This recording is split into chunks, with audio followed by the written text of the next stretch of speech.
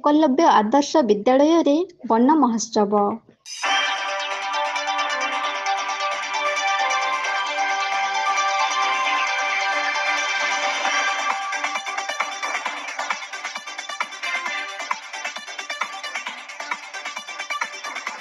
केन्दुझर जिला झुंपुरा ब्लॉक अंतर्गत उखुंडा बनखंड गिधिबास ठारे रहिथिबा एकलव्य आवासिक आदर्श विद्यालय रे पालित होई जाइछि 27तम वन महोत्सव।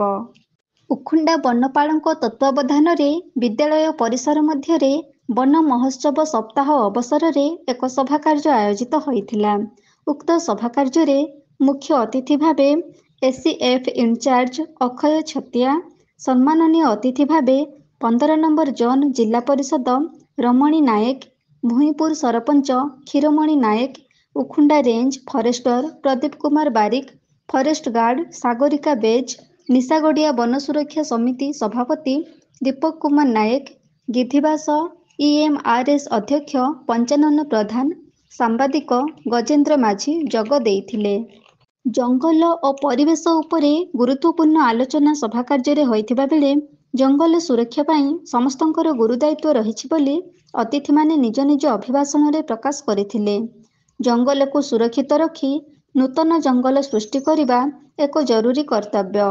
वर्तमान समय रे जंगल द्रुत गति रे क्षयक्षति होउथिबा बेले नूतन जंगल सृष्टि करिबा पाई लोकमानंक मनरे सचेतनर वार्ता देबा उद्देश्य रे एही वन सुरक्षा सप्ताह पालन करा जाइथाए।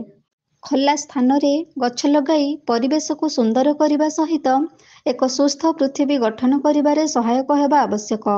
सभा कार्य शेष में विद्यालय परिवेश मध्य रहिथिबा खोला स्थान रे गछ लगा जाइथिला। अतिथि मानक द्वारा विभिन्न गछ लगाई विद्यालय परिसर को सुंदर एवं सबुज परिवेशटी सृष्टि करने सहित वृक्षरोपण जे एक महत् कार्य ताहा छात्र छात्री मानक सचेतन कराइथिले। प्रत्येक छात्र छात्री जेमिति निज जमी रे खाली पड़िथिबा स्थान रे गछ लगा जाई परिबो सेथिप्रति प्रत्येक छात्र छात्री यत्नवान हेबा आवश्यक।